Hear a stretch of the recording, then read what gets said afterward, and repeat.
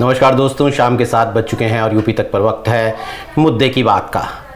आज एक बार फिर हम बात करेंगे अखिलेश यादव की, जो अब बीएसपी बहुजन समाज पार्टी के संस्थापक कांशीराम के सहारे अपनी दलित पॉलिटिक्स को धार देना चाहते हैं। अखिलेश यादव को दरअसल लगता है कि उनके जो जातीय जनगणना या रामचरितमानस की चौपाई पर हुआ विवाद या फिर संविधान रक्षा को लेकर उन्होंने पिछले दिनों कार्यक्रम चलाए, इन सब कार्यक्रमों के साथ अगर कांशीराम का समता का और स्वाभिमान का जो संदेश है दलितों के लिए वो भी जुड़ जाए तो एक समाजवादी पार्टी के परंपरागत वोट के साथ दलित वोट का एक मारक समीकरण बन सकता है जो 2024 में बीजेपी को मात दे सकता है। यानी मायावती के वोट के सहारे अब या मायावती के वोट को साथ लेकर अब अखिलेश यादव बीजेपी को चित करने का प्लान बना रहे हैं। ऐसा हम इसलिए कह रहे हैं, आज ये बात मौजू क्यों हो जाती है वो इसलिए क्योंकि अखिलेश यादव ने रायबरेली के एक स्कूल में कांशीराम की मूर्ति का अनावरण किया है। ये एक बड़ी बात है कि अखिलेश यादव बाकायदा एक 6 फीट लंबी संगमरमर की कांशीराम की मूर्ति का अनावरण कर रहे हैं। वो स्कूल जो है वो अखिलेश की पार्टी के एक और नेता स्वामी प्रसाद मौर्य की पत्नी उसकी वो उस स्कूल को चलाती हैं और वहाँ पर कांशीराम की मूर्ति का अनावरण के साथ साथ बहुत सारी बातें भी अखिलेश यादव ने कही कि वो किस तरीके से आखिर क्यों वो कांशीराम या फिर कहें कि अंबेडकराइट्स को साथ लेकर चलना चाहते हैं और पिछले दिनों से उसके लिए कोशिश कर रहे हैं। लेकिन सवाल यह है कि क्या 2024 से पहले के बचे हुए साल में, अगर हम 2024 को ही एक मील का पत्थर माने, तो उससे पहले क्या मायावती का जो बिखरता हुआ, टूटता हुआ, बचा हुआ दलित वोट है वो बीजेपी के बजाय अपने साथ लाने में अखिलेश यादव कामयाब हो पाएंगे? इस बात पर विस्तार से चर्चा के लिए हमारे साथ मौजूद हैं कबूल अहमद। कबूल राजनीतिक विश्लेषक हैं, वरिष्ठ पत्रकार हैं और कबूल ने सबसे पहले शायद यूपी तक पर यह बात बताई थी हमें पिछले हफ्ते कि ऐसा अखिलेश यादव करने जा रहे हैं, कांशीराम की मूर्ति का अनावरण करने जा रहे हैं। साथ ही हमारे साथ हैं कुमार अभिषेक जो कि लखनऊ में यूपी तक के एडिटर हैं, हमारे ब्यूरो चीफ भी हैं और तमाम खबरें जो आप यूपी तक पर देखते हैं वो कुमार अभिषेक और उनकी टीम के जरिए हम तक पहुंचती हैं। इसके अलावा मेरे साथ स्टूडियो में मौजूद हैं हमेशा की तरह अमीश राय। अमीश uptak.in यानी जो हमारी वेबसाइट है उसके एडिटर हैं। तो सबसे पहला सवाल कबूल भाई मैं आपसे ही ले लेता हूं कि आज हो गया कि आखिर कांशीराम की मूर्ति का अनावरण कर दिया अखिलेश यादव ने, लेकिन जो इसके पीछे पॉलिटिक्स है, इसके पीछे जो एजेंडा है दलित वोट को साधने का, उसे आप कैसे देखते हैं? अखिलेश यादव क्या सिर्फ इस एक मूर्ति के अनावरण से दलित वोट पा जाएंगे या फिर वो पिछले कुछ महीनों से, पिछले कुछ वक्त से इसके लिए लगातार कोशिशें कर रहे हैं? देखिए नीरज भाई दरअसल अखिलेश यादव इस बात को समझ चुके हैं कि हम अपने परंपरागत वोट बैंक के सहारे भारतीय जनता पार्टी को नहीं हरा सकते। भारतीय जनता पार्टी को अगर हराना है तो हमें कहीं ना कहीं एक मजबूत वोट बैंक तैयार करना है, जो vote bank Bharatiya Janata party के मुकाबले खड़ा हो सकता है। और ऐसे में जिस तरह की राजनीति बहुजन समाज पार्टी की है और मायावती जिस तरह से मतलब वो थोड़ा सा जो जिस तरह की एक्टिवनेस होनी चाहिए उस तरह से ना होके वो सिर्फ अपने मीटिंगों तक, ट्विटर तक सीमित हैं। ऐसे में कहीं ना कहीं वो बसपा के वोटों को, खासतौर से कोर वोट बैंक जो दलित वोट बैंक है जिसके लिए उन्होंने 2019 में मायावती के साथ अखिलेश यादव ने गठबंधन किया था, उसके बाद उस गठबंधन को मायावती ने तोड़ दिया था। तो मुझे लगता है जो दलित वोट है उसको अब किसी बैसाखी के लिए के सहारे के बजाय उसके बजाय आत्मनिर्भर खुद बनना चाहते हैं, खुद उसे हासिल करना चाहते हैं। और इसकी कवायद वो 2019 के इलेक्शन के बाद से ही शुरू कर दिया था, चाहे वो अंबेडकर वाहिनी बनाने की बात रही हो या बस बहुजन समाज पार्टी के नेताओं को अपने पार्टी में मिलाने की बात रही हो या फिर दलित जो कांशीराम की प्रयोगशाला से निकले हुए नेताओं को अपने पार्टी में शामिल कराया या फिर अब जो है कांशीराम की मूर्ति का अनावरण करने की बात हो। ये सारी चीजें एक दूसरे से जुड़ी हुई हैं और इस सब के पीछे बसपा का जो कोर वोट बैंक है दलित मतदाता, उसको अपने साथ जोड़ने की बात काशीराम की है। दरअसल उत्तर प्रदेश में समाजवादी मतलब बहुजन समाज पार्टी की जो नींव रखी वो काशीराम ने रखी। जो खास तौर से अगर देखा जाए तो जो दलित राजनीतिक चेतना जागी 80 के दशक में जगाने का काम किया, और खास तौर से उत्तर प्रदेश में जो काम काशीराम ने किया उसका तो कोई वही नहीं है। तो काशीराम ने जिस तरह आज भी दलितों के बीच में काशीराम की जो आस्था है, सम्मान है, और जिस तरह की उन्होंने राजनीति किया, वो राजनीति को अब अखिलेश यादव उन्हीं के जरिए उन्हें अपने साथ जोड़ने की कोशिश कर रहे हैं। इसीलिए अखिलेश यादव ने आज जो भाषण दिया है नीरज भाई, उसमें जो उन्होंने बात कही वो बहुत कुछ बड़े संदेश दे रहे हैं। एक बात उन्होंने कही कि हम किसी के वोट बैंक में सेंधमारी करने नहीं आए हैं, लेकिन हम बहुजनों का विश्वास जीतने आए हैं। एक बात। दूसरी बात, उन्होंने वो तमाम नारों की बात की जो नारे कभी बसपा के दौर में लगते रहे हैं, उन्होंने उसको खुद खुद अपनी जबान से न कहते हुए लेकिन इशारों इशारों में वो बातें कही। और जिस तरह से उन्होंने ये कहा कि जो बसपा में नेता हुआ करते थे, जो कभी नंबर 1 हुआ करते थे, अगर उसके आगे से एक हटा लिया जाए तो सिर्फ जीरो बचता है। तो उन्होंने ये बात कही। दूसरी तरफ उन्होंने भारतीय बहुजन समाज पार्टी को, मायावती को इस तरह के कहा कि अगर भारतीय जनता पार्टी को हराना है तो हमें भारतीय जनता पार्टी कभी कभी जो है वो अपने कुछ सहयोगियों को अभी सहारा लिया करती है। तो वो उन्होंने ये बताने की कोशिश की कि जो मायावती है या बहुजन समाज पार्टी है, वो आज दलितों की लड़ाई नहीं लड़ रही, काशीराम के मिशन पे नहीं चल रही, वो आज भारतीय जनता पार्टी के सहयोगी के तौर पे है। और अगर जिस तरह की चीजें घटनाएं हो रही हैं, चाहे वो आरक्षण का मुद्दा हो या जाति का जनगणना का मुद्दा हो, अगर इसे बचाना है, और कंपनियों को प्राइवेट होने के लिए उन्होंने ईस्ट इंडिया कंपनी का उदाहरण दिया, तो कहीं ना कहीं दलितों के बीच खास तौर से जो वहां गैदरिंग थी, अगर आप नीरज भाई बताएं, जो हमारी वहां के लोगों से बात हुई, उसमें बड़ा तबका जो है वो दलित और अति पिछड़ी जात के थे, और या फिर यादव जात के थे। अखिलेश यादव ने उन तमाम लोगों की नब्ज को छूने की कोशिश की है, उन्हें काशीराम के सहारे जोड़ने की। तो आप देखिए अखिलेश यादव इस वक्त अपने आधार को बढ़ाने के लिए वो अपने जो उनकी जो जिनके अंदर जो लोहिया और जेपी की पार्टी मानी जाती थी या विचारों पे चलने वाली पार्टी मानी जाती थी, वो पार्टी आज अंबेडकर और काशीराम में अपना भविष्य तलाश रही है। उसे लग रहा है कि अगर हम अंबेडकर और काशीराम के लोगों को जोड़ लिया तो लोहियावादी और अंबेडकरवादी मिलकर हम भारतीय जनता पार्टी को निश्चित तौर पे, जिस तरह से उन्होंने बहुजन की राजनीति दी है, मुझे लगता है ये बात अखिलेश यादव दिखा रहा है, और आने वाले समय में ये मायावती के लिए बड़ा झटका होगा। और अगर मायावती अभी भी नहीं सचेती तो मुझे लगता है जो उनका बचा कुचा आधार है, अगर उसके अंदर कोई इस तरह की राजनीतिक चेतना जागी, तो मुझे लगता है वो समाजवादी पार्टी के लिए फायदेमंद साबित होगा और बसपा के लिए नुकसानदेह होगा। तो अखिलेश यादव की पूरी कोशिश है कि काशीराम के सहारे जो दलित अति पिछड़ी जातियां हैं उनको अपने साथ जोड़ें, क्योंकि ये लंबे समय तक समाजवादी पार्टी से अलग खड़ी नजर आ रही थी। तो मुझे लगता है कि अखिलेश यादव इस बात को समझ चुके हैं कि भारतीय जनता पार्टी की जो ताकत है वो अति पिछड़ी जातियां हैं, और बसपा की जो ताकत है बचा कुचा वो दलित जातियां हैं, खासतौर से चाहे उसमें जाटो हो या पासी समुदाय का हो। और रायबली में जिस जगह पे ये रैली हो रही थी, वो आबादी अगर जिला देखेंगे तो सबसे ज्यादा पासी आबादी वाला जिला है। तो मुझे लगता है कि इसलिए भी वो बहुत इंपॉर्टेंस रखता है काशीराम की मूर्ति का लगना, इन इन जी सरोज का वहां पे होना, आर एस कुशवाहा का वहां पे होना, और खासतौर से बसपा से आए हुए नेताओं का मंच पे जिस तरह उपस्थिति रहना, ये बड़ा संदेश देता है। जबकि उसी सीट से वहां के क्षेत्रीय विधायक उस मंच से नदारद थे, वो भी एक बड़ा मैसेज देता है। और रैली के बाद अखिलेश यादव का वहां के करीब पूरे जिले के 46 यादव नेताओं की एक लिस्ट बनी थी, जिनके साथ बैठ के एक गोपनीय बैठक करना, इसका भी एक बड़े मायने।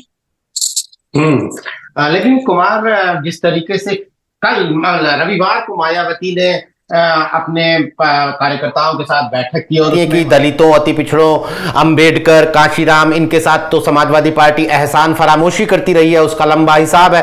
हमारे एक दर्शक हैं इंद्रजीत, वो भी पूछ रहे हैं कि भाई अखिलेश यादव से ये पूछा जाना चाहिए कि काशीराम के नाम पर बने पार्कों को अलग अलग जिलों में और जगह जगह पर उनके नाम क्यों बदले गए। तो क्या अखिलेश यादव के ऊपर ये जो आरोप लगते हैं वो उनसे आगे बढ़ चुके हैं? वो क्या उन्हें लगता है कि अब दलित समुदाय, अति पिछड़ा समुदाय या गैर यादव ओबीसी समुदाय उन्हें भूल चुका है, या फिर मायावती जो आरोप लगा रही हैं उनमें दम है और आपको लगता है कि अखिलेश यादव आसानी से ये वोट नहीं पा पाएंगे?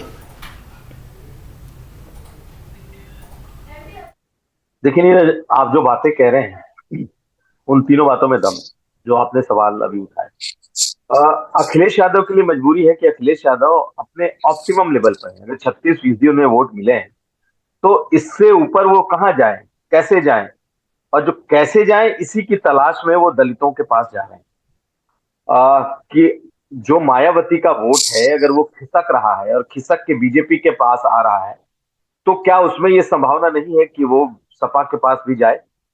और उनके आप काम को देखें तो लगातार पिछले कुछ सालों से वो दलित एजेंडे पे काम भी कर रहे हैं कि हर हाल में जो दलित हैं उन्हें जोड़ा जाए, खास करके अम्बेडकराइट्स, मिशनरी दलित, वैसे सोच वाले जो बीजेपी के खिलाफ जिनकी सोच रही है, या फिर जो बीजेपी को पसंद नहीं करते।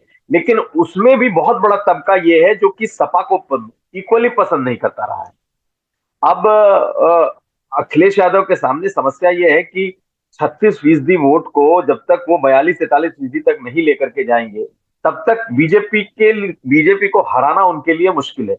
आप अगर उनके मंच को देखेंगे तो उन्होंने मंच पर एकदम से नेताओं की कतार खड़ी कर दी बसपा के, वो तमाम जो कभी बीएसपी के पिलर्स रहे हैं, ये वही लोग रहे हैं जो बसपा के मिशन से निकले हुए लोग रहे हैं, जिन्होंने बसपा को यहां तक पहुंचाया है और जिनका आधार आज भी अति पिछड़ी जातियों से लेकर के दलितों में बहुत व्यापक है। ये बात सही है कि ये जो वर्ग है, ये जो दलित वर्ग है, उसमें बहुत बड़ा कह सकते हैं कंफ्यूजन हो सकता है। अगर इतने बड़े बड़े नेता एक साथ सपा में खड़े हो जाएं और दूसरी तरफ मायावती हो तो उनके लिए एक असमंजस की स्थिति बनती जा रही है धीरे धीरे कि आखिर क्यों ना वो सोचें। दूसरी बात यह है कि अखिलेश यादव कहीं ना कहीं अब वो पुराने सपा और पुराने स्टैंड वाले नेता के से थोड़ा आगे निकलकर वो सोचने लगे हैं। जिस बात की ओर इशारा कर रहे थे अभी कबूल भाई की 46 यादव नेताओं की लिस्ट बनी है और उनसे मिलेंगे तो आखिर वो क्या समझाएंगे। वो कहीं ना कहीं इशारा तो करेंगे ना कि भाई दलितों को साथ लेकर के चलना है और आपको लेकर के जो छवि बनी हुई है उस छवि को तोड़ने का काम भी आप ही का होगा कि आपको ही उसको तोड़ना पड़ेगा कि दलित हमारे साथ है। और जो ग्रास रूट लेवल पर अगर दलितों और यादवों का संघर्ष होता है तो उसको रोकने या उस पर उसकी जिम्मेदारी आपकी होगी कि वो सामने ना आए।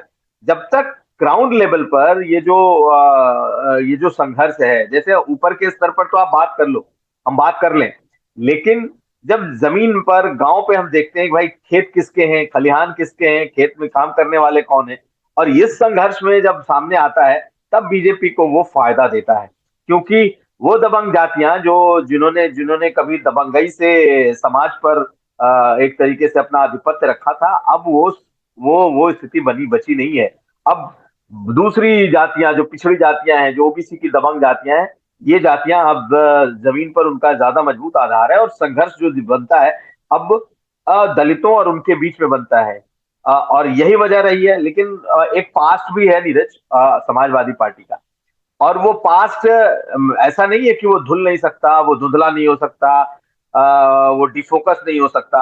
अखिलेश यादव मुझे लगता है उस पास्ट को डिफोकस करने की कोशिश में है। आरक्षण को लेकर के जो पहले प्रोन्नति में आरक्षण को लेकर के जो सपा का स्टैंड रहा है, या फिर जो दलित जो आइकॉन्स रहे हैं उनके नाम पर अगर शहरों का नाम बदला गया, उसको पलटा गया, तो बसपा और सपा की जो की जो आपस का जो मतभेद और जो लड़ाई रही है बहुत डीप रूटेड है। और अखिलेश यादव धीरे धीरे इस खाई को पाटने की कोशिश कर रहे हैं। मुझे नहीं लगता कि ये कहा जा सकता है कि ये खाई पट गई है, लेकिन एक चर्निंग जरूर शुरू होगी, एक चर्निंग जरूर चल रही है कि भाई अगर मायावती के साथ ही हम जाएं और अगर मायावती को वोट नहीं दे तो क्या समाजवादी पार्टी ऑप्शन नहीं हो सकती है क्या? तो मुझे लगता है ये अखिलेश यादव के लिए इतनी भी बड़ी जीत है कि अगर वो लोगों को न्यूट्रलाइज करने में सफल हो गए, अगर वो एक हेट्रेड जो बन गया था एक कम्युनिटी को लेकर के समाजवादी पार्टी के लिए, अगर वो चीजें कम हो गई हो, उन चीजों से अगर आगे बढ़ रही है समाजवादी पार्टी, तो उसे आने वाले चुनाव में या आने वाले सियासत में फायदा हो सकता है। मैं चुनाव की बात अभी नहीं करूंगा क्योंकि वो ये एक प्रोसेस है जो कि धीरे धीरे का प्रोसेस है। जहां तक मायावती का सवाल है, देखिए मायावती ने अपने कार्यकर्ताओं को तो इस चीज को भांप लिया है मायावती ने, और मायावती ने भांप करके अपना संदेश इस कार्यक्रम के पहले ही उन्होंने दे दिया और उन्होंने याद दिला दिया उस गेस्ट हाउस कांड का। उसमें दो बातें साफ हैं। एक बात उन्होंने कही कि भाई अगर गेस्ट हाउस कांड नहीं हुआ होता या कांशीराम के इच्छा के मुताबिक वो सरकार चल रही होती तो आज सपा और बसपा साथ होती। तो सपा और बसपा साथ होती जैसी चीज अगर उन्होंने कही है तो इसके दो मायने हैं। एक तो क्या वो सॉफ्ट हो रही हैं, लेकिन उससे कहीं ज्यादा उन्हें अपने आधार को रोकने की एक कशमकश दिखाई दे रही है। उन्हें ये बात लग रहा है कि कहीं ना कहीं उनके लोगों में, उनके वोट बेस में एक चर्निंग है जिसे कि उन्हें रोकना है। और वही जो गेस्ट हाउस कांड है वो अपने आप में इतना बड़ा कांड है जो कि दलित प्राइड से जुड़ा हुआ कांड रहा है, और उसको दोबारा से उन्होंने जगाने की कोशिश की है, दिखाने की कोशिश की है। लेकिन हमको भूलना नहीं चाहिए कि 2019 में जब सपा बसपा आई थी तब मायावती के जो स्टैंड थे और मायावती ने जिस तरीके से अखिलेश यादव को उस वक्त क्लीन चिट दिया था, बहुत आसान नहीं है अब दोबारा से उस मुद्दे पे लौट करके जाना और ये बताना कि नहीं समाजवादी पार्टी ने हमारे साथ किया है। अखिलेश यादव की ये बिल्कुल सोची समझी एक हम कह सकते हैं कि उनका एक तरीका है दलित रीच आउट का, जो मैं ये नहीं कह सकता कि एकदम से तुरंत सफल हो रहा होता दिख रहा है, लेकिन इसमें सफलता की गुंजाइश बहुत ज्यादा है। नीरज जी, कबूल भाई, कुमार अभिषेक जी ने कई महत्वपूर्ण बातें कही, मैं उन पर, लेकिन चूंकि अभी हम लोग इस कार्यक्रम को यूट्यूब, ट्विटर, फेसबुक हर जगह पर लाइव दिखा रहे हैं, हमने यूट्यूब पर अपने दर्शकों के लिए एक सवाल पूछा है। उस सवाल से पहले थोड़ा सा पर्सपेक्टिव स्पष्ट कर दे जो नए दर्शक हमारे जुड़े हैं कि अखिलेश यादव ने कांशीराम की प्रतिमा का उद्घाटन किया, जो अपने आप में खुद में एक बड़ी खबर है और जिसको लेकर हम लोग बात कर रहे हैं कि आखिर इसके सियासी मायने क्या है कि अगर वो कांशीराम की प्रतिमा का उद्घाटन करते हैं, जो कि उनके एक समय विरोधी दल भी रहे, बसपा के विरोध की सियासत उनकी रही है, सपा की एक बरसात की भी सियासत रही है, लेकिन इसके कुल मायने क्या है, इस पर आज हम लोग चर्चा कर रहे हैं। और हमने एक पोल पूछा है यूट्यूब पर कि क्या अखिलेश यादव को दलित वोट करेंगे, जो कि उनका मूल निहितार्थ है इस राजनीति का कि कांशीराम के बहाने उत्तर प्रदेश की दलित वोटर्स की जो सियासत है उसको साधा जाए। कबूल भाई, अभी आपने कुमार अभिषेक जी को सुना जो जिन्होंने कई बातें कही, जैसे एक बात ये थी कि अखिलेश यादव अपने उस पास्ट को मिटाने की कोशिश कर रहे हैं, जिसके ऊपर कल मायावती ने आरोप लगाया था कि या अपनी बात कही थी कि अगर गेस्ट हाउस कांड नहीं होता तो बसपा और सपा राज कर रहे होते, जो मायावती ने कहा था। हमारे एक दर्शक हैं, हालांकि वो अपने मूल नाम से, ओरिजिनल नाम से नहीं है, वो सर अल्बर्ट आइंस्टीन के नाम से हैं, लेकिन उन्होंने एक मार्के का सवाल पूछा है। इसी सवाल से मैं अपनी शुरुआत करता हूं कबूल भाई। उन्होंने कहा है कि पिछले साल परशुराम और इस साल कांशीराम, अब देखते हैं कि अखिलेश यादव आगे क्या करेंगे। कहीं ऐसा तो नहीं कि अखिलेश यादव सबको साधने की रेस में दौड़ पड़े हों, जो एक हमारे यहाँ पुरानी कहावत है कि सब सदे सब जात। तो इस बात के खतरे क्या आप महसूस कर पा रहे हैं कि अखिलेश यादव को सवर्ण वोट भी चाहिए, अखिलेश यादव को दलित वोट भी चाहिए, अखिलेश यादव को ओबीसी वोट भी चाहिए, उसमें गैर यादव ओबीसी भी चाहिए, यादव ओबीसी भी चाहिए? क्योंकि अभी आपने कहा कि यादव नेताओं के साथ उन्होंने एक गुप्त बैठक भी कर ली इन सब के बीच में, जब वो दलित मुद्दे को साध रहे थे तो यादव को भी साधने लगे। तो क्या आपको ऐसा लग रहा है कि अखिलेश यादव एक ही बार में सबको साधने की कवायद में जुट गए हैं, कोई एक स्पष्ट वैचारिकी के साथ नहीं चल रहे हैं? क्या ऐसा है कबूल भाई? कबूल भाई आप म्यूट पर हैं शायद। अखिलेश यादव जिस तरह की पहले उनके साथ वैचारिक कंफ्यूजन था, उसमें थोड़ा सा कुछ बदलाव दिखा है मुझे, और वो इस तरह की बदलाव दिख रहा है कि जो समाजवादी पार्टी 2022 के चुनाव में जातिगत जनगणना की बात तो की थी, लेकिन अपने घोषणा पत्र में उसको शामिल नहीं किया था। दूसरी बात यह है कि जातिगत जनगणना को लेके बहुत ज्यादा एजेंडा सेट नहीं किया था। लेकिन 2022 के चुनाव के बाद, नतीजे आने के बाद, आप चुनाव से पहले अखिलेश यादव को आप देखेंगे और चुनाव के बाद देखेंगे तो दोनों में बहुत अंतर है, खासतौर से वैचारिक स्तर पे। मुझे लगता है 2022 के चुनाव में वो सर्वजन के नेता बनने के चक्कर में अपना खामियाजा भुगते थे, लेकिन अब वो, मुझे लगता है जिस तरह से वो अब बहुजन की पॉलिटिक्स कर रहे हैं, और बहुजन की पॉलिटिक्स में वो लोहिया और जो समाजवादी हैं, और या फिर बहुजन समाज पार्टी खासतौर से अंबेडकरवादी हैं, दोनों के साथ एक कॉम्बिनेशन बना रहे हैं। और उनको लगता है कि इस कोशिश के जरिए ही अपनी राजनीति को हित साधा जा सकता है। थोड़ा सा मैं पीछे ले चलूंगा कि जब समाजवादी पार्टी थी, उसका जो कोर वोट बैंक हुआ करता था एक समय में, वो वोट बैंक जो हुआ करता था उसमें यादव, मुस्लिम, कुर्मी, ठाकुर वोट हुआ करता था। दलित उस एजेंडे में कभी नहीं रहा है। लेकिन जब से भारतीय जनता पार्टी का उत्तर प्रदेश में उरूज हुआ, जिसमें ठाकुर वोट पूरी तरह से भारतीय जनता पार्टी के साथ चला गया, तब जो है अखिलेश यादव को 2022 के चुनाव में समझ में आया।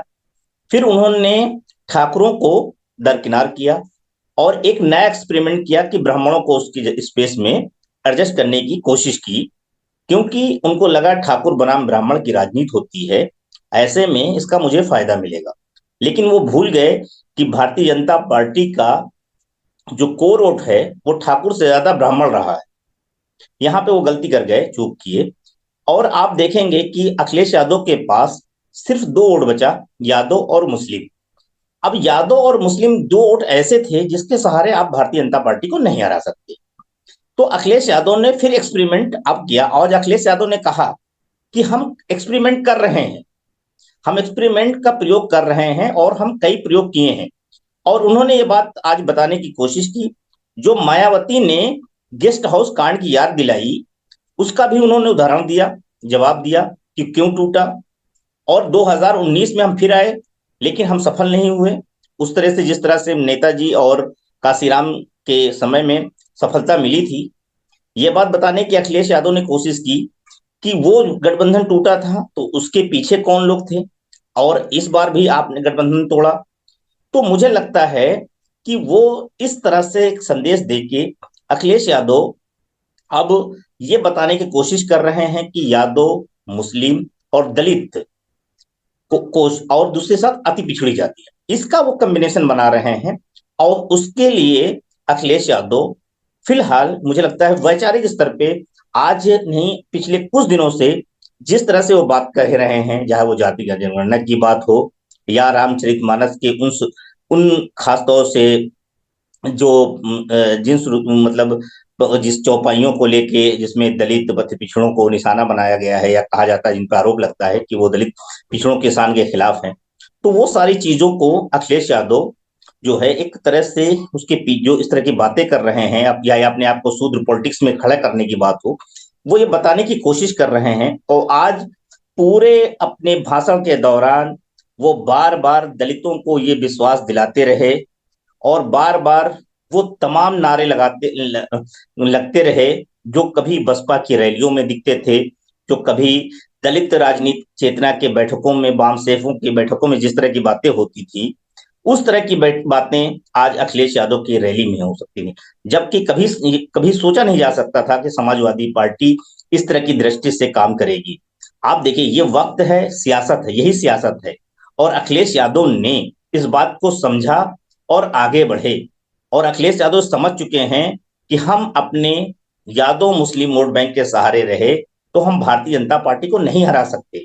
ऐसे में हमें दलित को विश्वास में जीतना ही होगा। इसीलिए उन्होंने एक बार भी नहीं कहा, उन्होंने यही बार बार कहा बहुजन बहुजन बहुजन।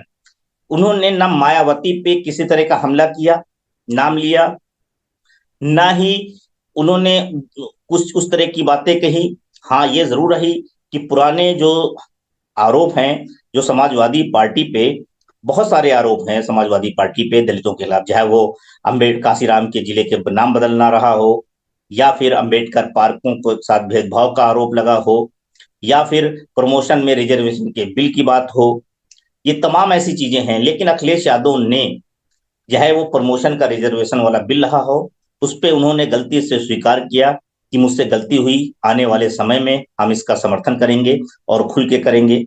तो मुझे लगता है कि अगर कोई इंसान अपनी गलतियों से सीख रहा है, आगे बढ़ रहा है, तो उसके पीछे यही कारण है, वो दलित वोटों की ताकत को समझ रहा है और उसको ये बात बखूबी समझ में आ गया है कि अगर भारतीय जनता पार्टी जैसी पार्टी से हमें मुकाबला करना है और हम अपने कोर वोट बैंक पे टिके रहे, अपने पुराने एजेंडे पे टिके रहे, तो हम भारतीय जनता पार्टी के साथ नहीं खड़े हो सकते, उसके सामना मुकाबला नहीं कर सकते। और हमें मुकाबला करना है तो हमें उन्हीं वोटों पे। लेकिन समाजवादी पार्टी के निश्चित तौर पे दाग लगा है, लेकिन जो समाजवाद आज की तारीख में बहुजन समाज पार्टी के साथ है, जिन लोगों के साथ काशीराम ने पार्टी बहुजन समाज पार्टी खड़ी की थी, या उनको मायावती ने एक एक करके पार्टी से बाहर कर दिया, जिन लोगों को काशीराम ने, जो मायावती से पहले बसपा के की बुनियाद रखने वाले नेता थे, या उनको पार्टी से बाहर कर दिया, या फिर किसी न किसी तरह से वो पार्टी छोड़कर चले गए।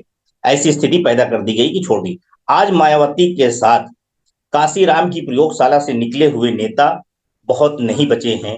काशीराम की प्रयोगशाला से कबूल भाई निकले हुए आज कबूल भाई ज्यादातर आपका नेता फ्रेम फ्रीज हो समाजवादी गया पार्टी है। के साथ में हैं, अखिलेश यादव के साथ में खड़े हैं।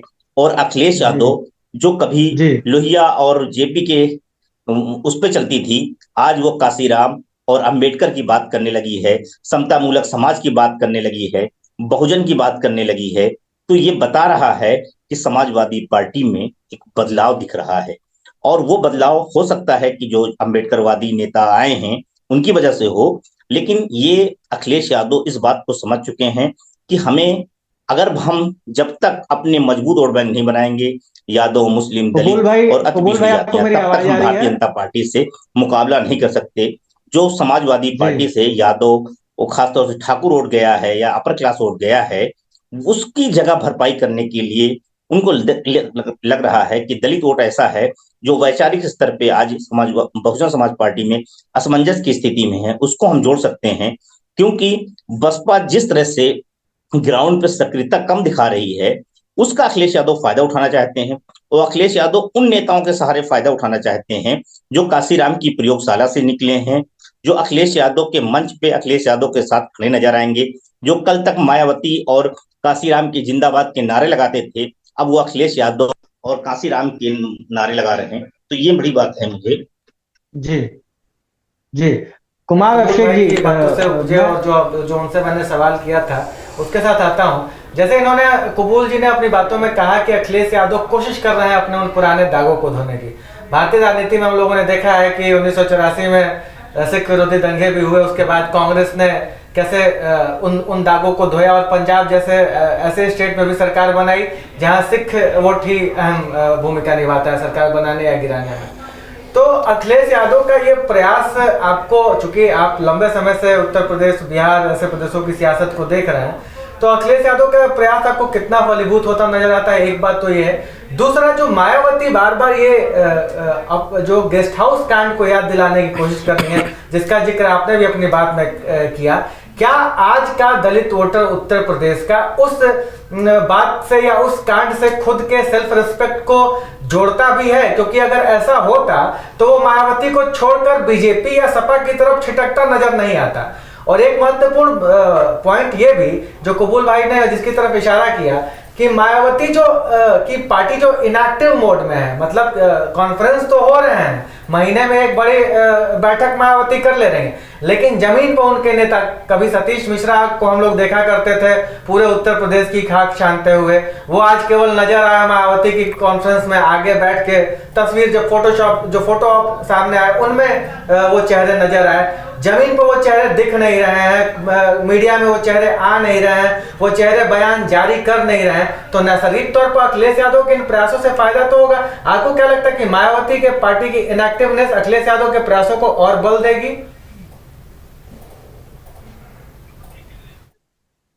बिल्कुल ठीक कह रहे हैं आप। अगर बसपा इनएक्टिव रही और इसी मोड में बीएसपी चलती रही और उसके भीतर कोई बहुत करंट, बहुत स्पार्क नहीं रहेगा, तो आखिरकार उनके जो कमिटेड कार्यकर्ता हैं वो भी इस बारे में सोचेंगे। और देखिए वो जो एक क्षरण, वो हरास, वो तो दिखाई दे रहा है, चुनाव दर चुनाव वो दिखाई देता जा रहा है।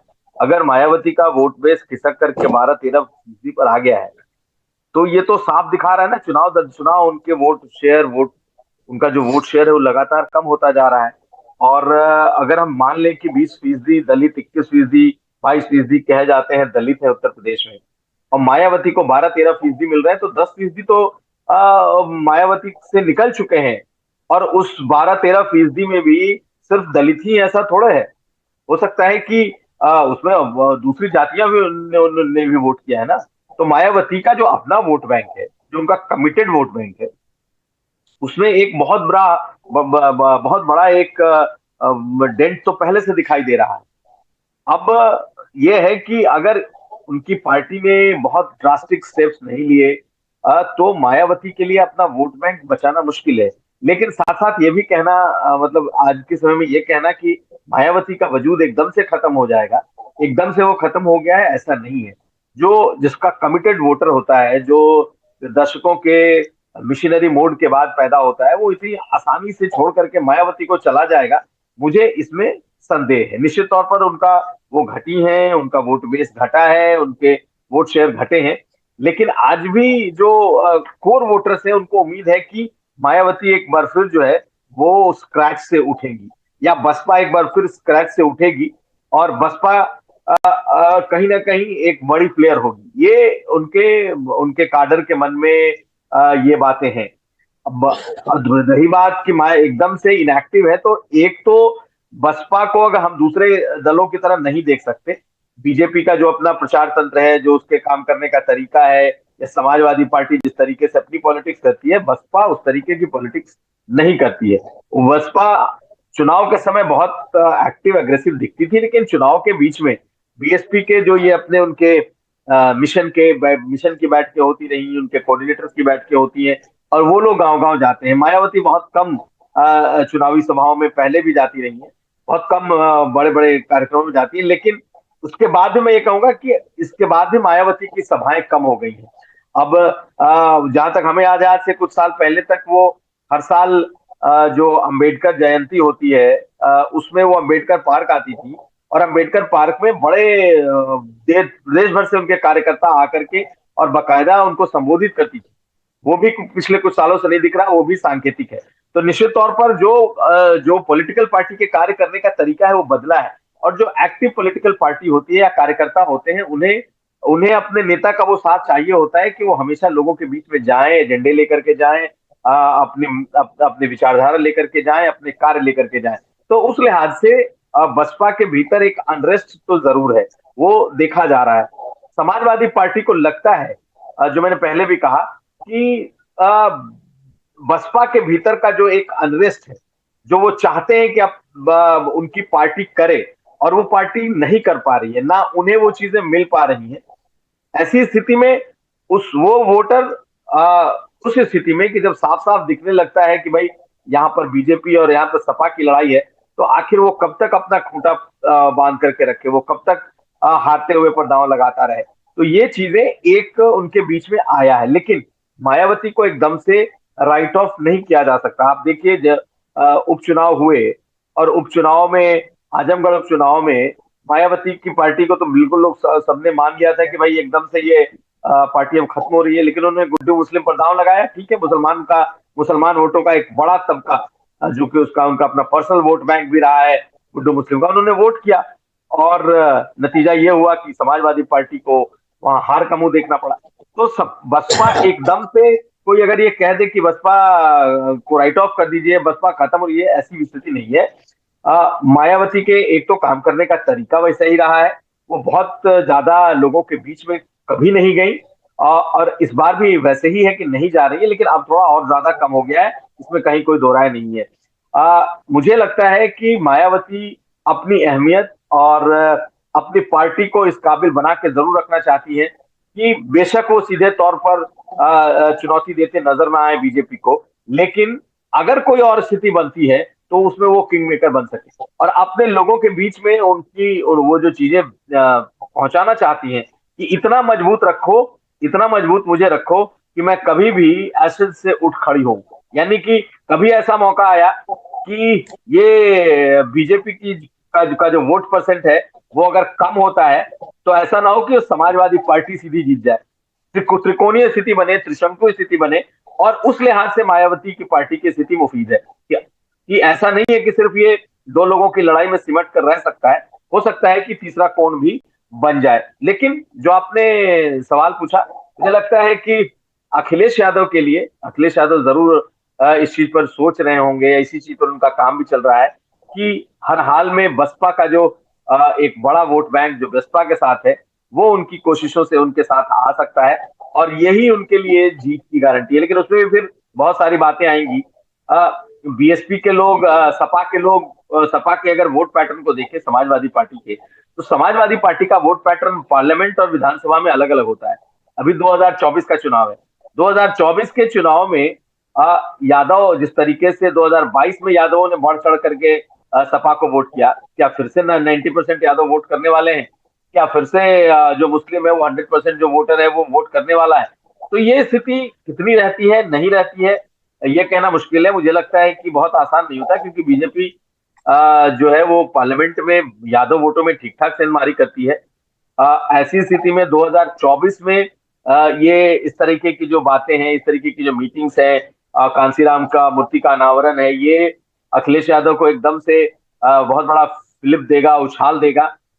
मुझे इसमें थोड़ी इसमें शंका है, लेकिन मेरा मानना ये जरूर है कि अखिलेश यादव के धीरे धीरे बढ़ रहे जो कदम है, पहले नेताओं को लाना, फिर कांसीराम, फिर अम्बेडकराइट्स को जोड़ना, कांसीराम की मूर्ति का अनावरण करना, अम्बेडकरवादी और लोहियावादियों को एक साथ बातें कहना, दोनों को एक साथ लेकर के आना, ये धीरे धीरे उनके मन को जरूर सॉफ्ट कर रहा है।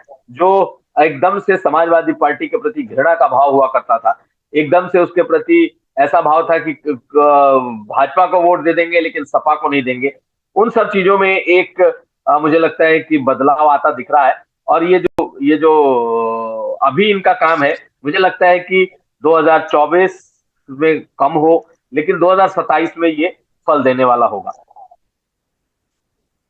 अमीश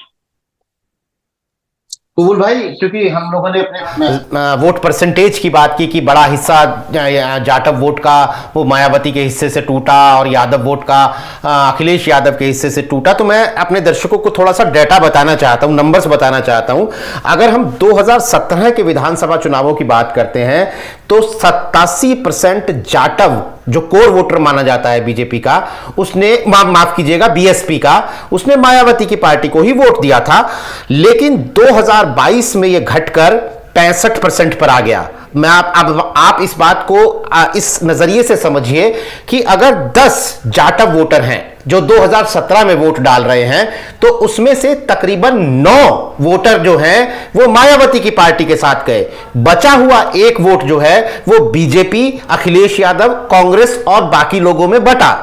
लेकिन 2022 आते आते स्थिति इतनी ज्यादा बदल गई कि 10 में से सिर्फ 6.5 वोटर मायावती के साथ जा रहे थे। यानी अब बीजेपी और सपा के पास मौका था कि वो उस बचे हुए 3.5 जाटव वोट को अपने पाले में ला सकें। उसमें से ज्यादा हिस्सा बीजेपी के हिस्से में गया, बीजेपी ने उसमें से 2.5 वोटर तोड़ लिया और सपा के हिस्से में आया 1। लेकिन अगर हम गैर जाटव अनुसूचित जाति की बात करते हैं, गैर जाटव दलित की बात करते हैं, तो यह एक बड़ा मामला है। 10 में से 4.5 वोटर 2017 में, 10 में से सिर्फ 4.5 दलित, गैर जाटव दलित जो हैं तो मायावती को वोट दे रहे थे।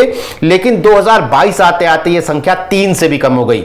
यानी 2022 में गैर जाटव दलित 7 ऐसे थे 10 में से जिन्होंने मायावती को वोट नहीं दिया। अब वो 7 जो हैं तो बीजेपी और अखिलेश यादव की पार्टी में बटे, उसमें से 4 बीजेपी ले गई और बाकी 3 जो हैं वो कांग्रेस, अन्य और अखिलेश यादव के हिस्से आए। मैं ये डाटा इसलिए बता रहा हूं कबूल भाई कि अखिलेश यादव के पास ये सोचने के लिए पूरी एक वजह बनती है कि वो जो मायावती से टूटा हुआ ये 7 गैर जाटव एससी है, गैर जाटव दलित है, और 2022 में उससे टूटा हुआ 3.5 से 4, 10 में से तकरीबन 33% टूटा हुआ है। वो बीजेपी के हिस्से में अगर गया तो वहां से वो उसे लुभाकर अपने पास लाएं और मायावती के हिस्से में और टूटन होगी, ये बात तो मानकर चल रहे हैं सब लोग। तो ऐसी सूरत में अगर हम डाटा पर नजर डालते हैं तो बहुत मुश्किल नहीं लगता है, बहुत असंभव कम से कम नहीं लगता है कि 36% पर बैठे हुए अखिलेश यादव इसे 40% तक 42% तक ले आए और बीजेपी को थोड़ा नीचे ले आए उसके 50% से। कबूल देखिए नीरज भाई, एक चीज है कि आप एक चीज देखिए कि 2012 के बाद से बहुजन समाज पार्टी का वोट लगातार घटा है। 2012 से मैं बात करूं तो हर चुनाव दर चुनाव उनका वोट, जो बसपा का वोट हुआ करता था, वो घटा है। एक समय यह माना जाता कि बसपा कितना, आपका फ्रेम लगता है कबूल भाई फ्रीज हो गया। नहीं, ठीक है, फ्रेम चल रहा है। हेलो, हाँ, तो मतलब 2000 जो है बसपा को यह माना जाता था कि गिरी हालत में 20% के आसपास वोट उसका रहेगा, जीते हारे कुछ भी हो, एक भी सीट ना आए। लेकिन 2022 के चुनाव में जिस तरह से बहुजन समाज पार्टी का वोट 12% से 13% के बीच सिमटा, जिस बात का आपने आंकड़ा का संदेश दिया, तो अगर आप देखेंगे तो जो बस मतलब पूरा दलित वोट है उसका 60% वोट जो है आज की तारीख में बहुजन समाज पार्टी के हाथ से निकल गया। जो बहुजन समाज पार्टी को 80 से 90% के आसपास जो दलित वोट मिलता था, उसमें से 60% वोट निकल गया। आज जो बसपा के पास वोट बचा है वो केवल 40% है। अब 40% में जो 65% आपने जिस बात का जिक्र किया, जो उन मायावती की सजाती वोट है, जाटो वोट है, वो वोट जो है मायावती के साथ है। लेकिन आपने कहा कि इस आंकड़े को पाना अखिलेश यादव के लिए, ये बात जरूर है, ये आंकड़े बता रहे हैं कि जो वोट छिटक रहा है वो बीजेपी के साथ गया है।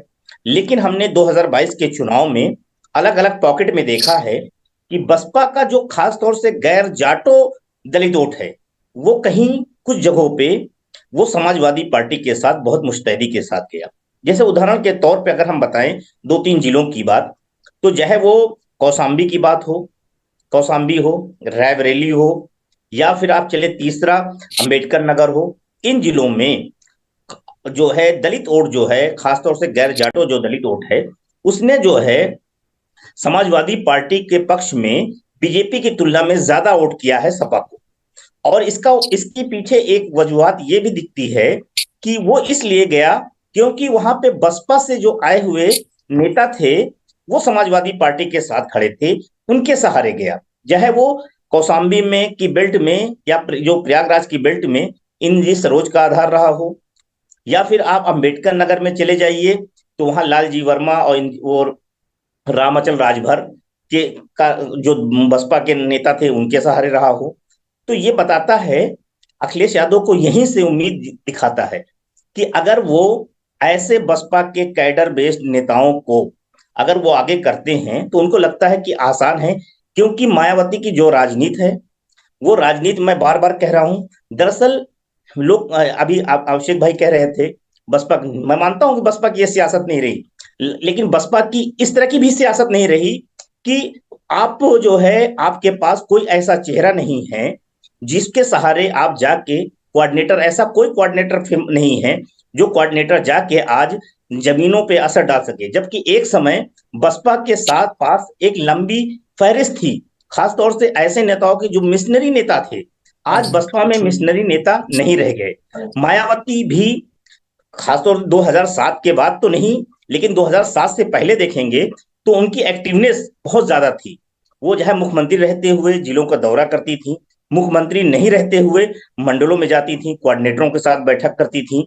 वो सड़क पे भले बस बहुजन समाज पार्टी नहीं उतरती थी, लेकिन बहुजन समाज पार्टी जमीन पे सक्रियता, मायावती भी एक्टिवनेस थी। एक समय तो मायावती काशीराम के साथ साइकिल चला चला के, चाहे वो आगरा रहा हो या फिर जो बसपा की सियासी प्रयोगशाला रही बिजनौर और सहारनपुर, यहाँ मायावती की एक्टिवनेस दिखी थी। वो मायावती बाकायदा साइकिलों से प्रचार करती थी, जाती थी। लेकिन आज बसपा के नेताओं के पास, हर नेता के पास गाड़ी है, उसके बावजूद वो आज कोऑर्डिनेटरों के बैठकों में नजर नहीं आते। वो मायावती के पास जाते हैं, मायावती की कहा बैठक में तो नजर आते हैं, लेकिन बाकी जगह उस तरह का काम नहीं हो रहा। हाँ, ये जरूर है कि विश्वनाथ पाल के आने के बाद थोड़ा सा गांव स्तर पे कुछ बैठकें शुरू हुई हैं, जो अभी गांव और दरी बिछा के फिर वाम से भी थोड़ा सा एक्टिव हुआ है, लेकिन उस तरह की एक्टिवनेस, उस तरह की चीजें नहीं है। और बसपा के पास जो सबसे बड़ी किल्लत आ रही है वो अति पिछड़े नेताओं की आ रही, एक। दूसरा है मिशनरी मोड के, जो काशीराम की प्रयोगशाला से निकले हुए थे, अलग अलग जातियों के जो नेता थे, वो नेता सब पार्टी छोड़ के चले गए हैं। वो ऐसे नेता आज बहुजन समाज पार्टी में एक भी नहीं। अगर मैं बात करूं तो ऐसा कोई नेता नहीं है मायावती को छोड़ के जो प्रचार अपने दम पे करके कुछ भीड़ जुटा ले। सतीश चंद्र मिश्रा भी राजनीतिक हंसिए पे चले गए। अब वो ब्राह्मण और जो दलित पॉलिटिक्स थी उसके बजाय वो मुस्लिम कर रही हैं, और मुसलमानों में भी जिन नेताओं को लेके मायावती आई हैं वो नेता उतने असरदार नहीं हैं जो पहले हुआ करते थे। जी। तो मुझे लगता है कि बसपा और अखिलेश यादव जो है, निश्चित तौर पे अखिलेश यादव एक बढ़ के ग्राफ 36% पे वोट पे गए हैं, और जो अभी बसपा के पास वोट है, अब अखिलेश यादव उस वोट को अपने साथ लाना चाहते हैं, जो वोट लगातार चुनाव में वो कहीं ना कहीं भाजपा के साथ चला जा रहा है। उस वोट को संदेश देना चाहते हैं कि हम उस मिशन के हैं, हम भी मायावती की तरह, बहुजन समाज पार्टी की तरह अंबेडकर की राह पे चलने वाले हैं। हम भी काशीराम के विचारों को लेकर चल रहे हैं, हम भी काशीराम की मूर्ति का निर्माण कर रहे हैं। जितना मायावती मानती हूँ उससे कहीं ज्यादा हम मानने लगे हैं। अब हमारे हर मंच पे, अब मायावती के मंच पे भले ही अंबेडकर की मूर्ति नजर ना आए, पोस्टर नजर ना आए, लेकिन अखिलेश यादव के मंच पे अंबेडकर के हर पोस्टर, हर मंच पे पोस्टर नजर आ रहा है। चाहे वो समाजवादी पार्टी का अधिवेशन हो, या समाजवादी पार्टी की रैली हो, या अखिलेश यादव की कोई प्रेस कॉन्फ्रेंस हो, और वो अवधेश प्रसाद जैसे पासी नेता को अपने बगल में बिठाते हैं कार्यकारिणी में। हाँ, अवधेश उनको बैठाते हैं। तो मतलब आप देखिए कि किस तरह से अखिलेश यादव एक मैसेज देने की कोशिश कर रहे हैं। आज तक इतना कुछ स्वामी प्रसाद मौर्य ने कहा, इतना बहुत कुछ हुआ, इतनी खबरें हुई कि अखिलेश यादव नाराज हैं, लेकिन अखिलेश यादव ने कभी उनके खुल के उनके बयान का विरोध नहीं किया, बल्कि उनके समर्थन में खड़े नजर आए हैं।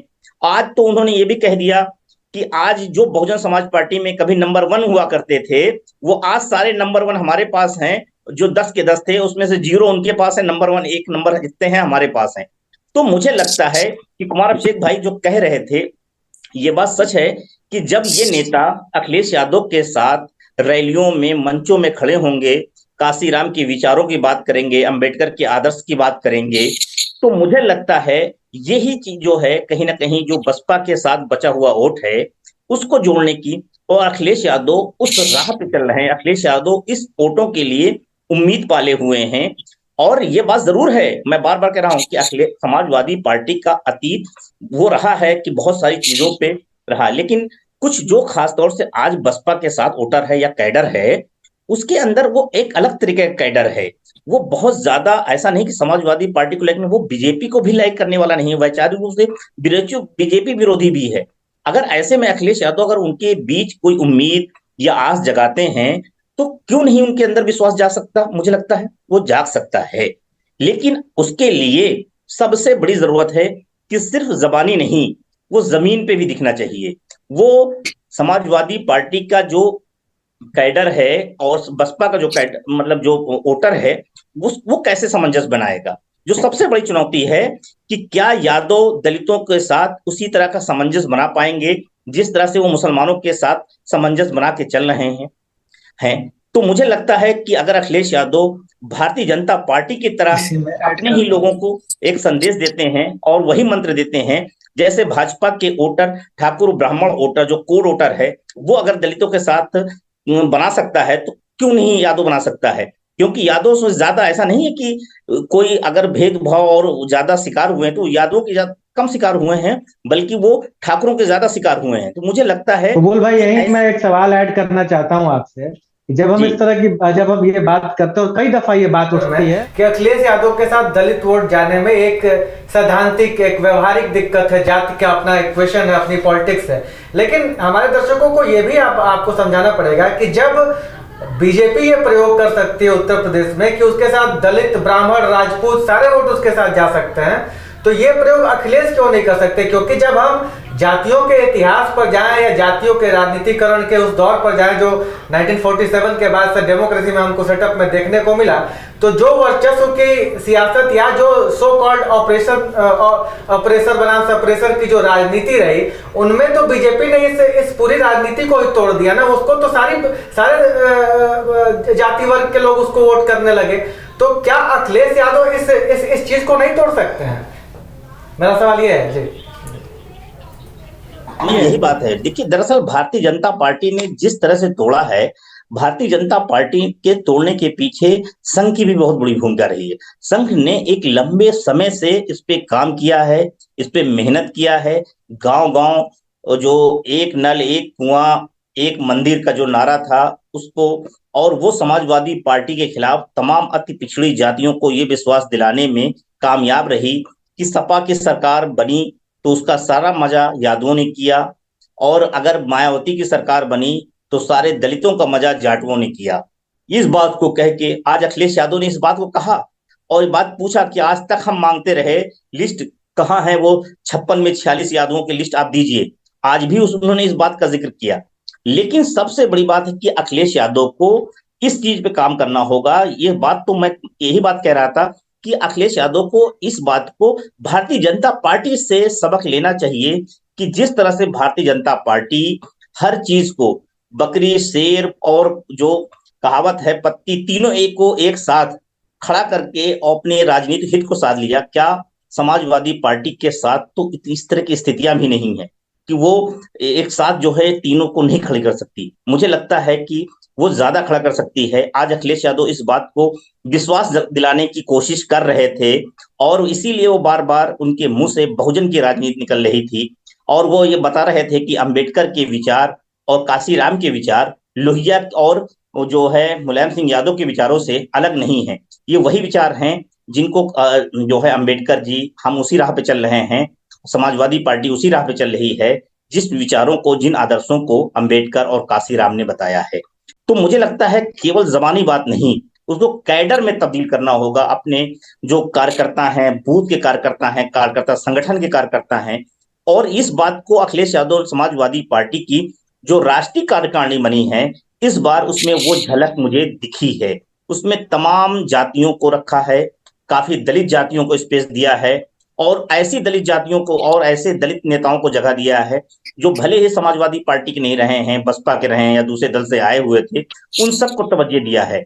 तो मुझे लगता है कि अगर अखिलेश यादव इसको जिला स्तर पे और बूथ स्तर पे भी इस तरह की चीजें करते हैं और उनके जो यादव वोटर है, मुस्लिम वोटर है, वो अगर दलितों के साथ उसी तरह से सामंजस्य बनाता है और उनको विश्वास दिलाता है कि जिस तरह के आप बसपा में रहे हैं उससे ज्यादा हम स्पेस देंगे, क्योंकि भारतीय जनता पार्टी ने ये विश्वास दिलाया कि हम तुम्हें जगह दे रहे हैं, तुम्हें प्रतिनिधित्व दे रहे हैं, हम तुम्हें भागीदारी दे रहे हैं सरकार में, सत्ता में, और जो योजनाएं हैं उसमें उनको हक दे रहे हैं। और अखिलेश यादव अगर इस विश्वास को दिलाने में कामयाब हो जाते हैं तो मुझे लगता है कि भाजपा से ज्यादा आसान होगा समाजवादी पार्टी को दलितों को अपने साथ लेने में, उनके विश्वास। जी कुमार, अभी कबूल भाई ने जो बातें कही उसमें उन्होंने एक बीच में जिक्र किया कि वो शहर थे जहां मायावती साइकिल पे प्रचार किया करती थी। और अगर हम पिछले चुनावों पर भी नजर डालें, 2019 पर भी नजर डालें, तो पश्चिमी उत्तर प्रदेश एक वो क्षेत्र है, वो इलाका है जहां दलित के साथ मुस्लिम का एक कॉम्बिनेशन बनाकर मायावती अच्छा प्रदर्शन करती हैं, या कम से कम उन्हें स्कोप दिखता है अच्छा प्रदर्शन करने का। अब उनकी उस जमीन पर भी अखिलेश के साथियों के तौर पर जयंत चौधरी ने पिछले 5 साल में काफी खुद को डेवलप किया है, दलित वोटर पे काम किया है। अपने 8 ही सही लेकिन अपने विधायकों को वो कहते हैं कि अपनी विधायक निधि का एक तिहाई हिस्सा आप दलितों से जुड़े मुद्दों पर खर्चिए। चंद्रशेखर ने भी अपने आप को एक दलित नेता के तौर पर थोड़ा ग्रो किया है, अभी वो वोट की शक्ल में कितना किया है ये देखना बाकी है। तो जब अखिलेश का जयंत चंद्रशेखर ये जो एक गठबंधन है, जब ये भी 2027 में पश्चिमी उत्तर प्रदेश में काम कर रहा होगा, तो मायावती की एक वो फर्टाइल जमीन पे दूसरा किसान वोट की फसल जोत रहा होगा, ये भी तो एक बात है। यानी अखिलेश को वहां पर भी दिखता है कि मैं वहां से मायावती के हिस्से का वोट तोड़ सकता हूं क्योंकि मुस्लिम वोट तो मेरे ही पास आ रहा है।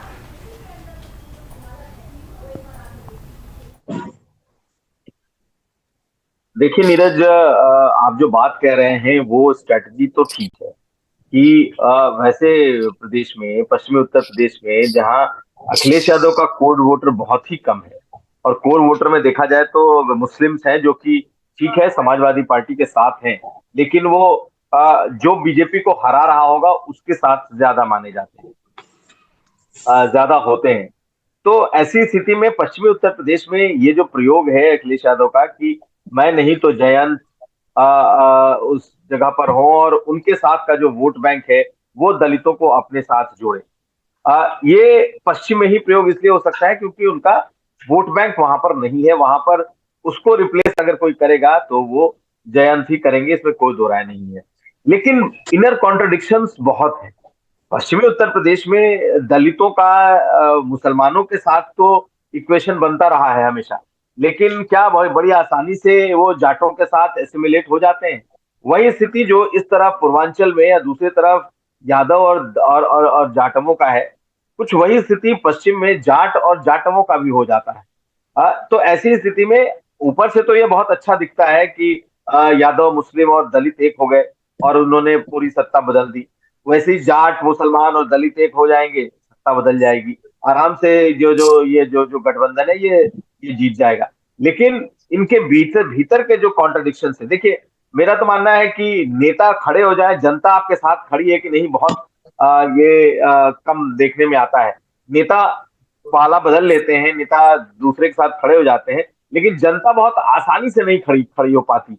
अगर आपने छोड़ करके दूसरे का दामन थामा तो कोई जरूरी नहीं कि आपके साथ नेता के साथ पूरी की पूरी जनता खड़ी हो जाए।